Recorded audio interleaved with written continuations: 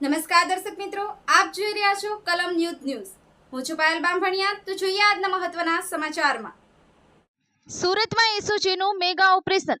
કતારગામ ઉત્કલનગર ઝુંપડપટ્ટીમાં mega operation.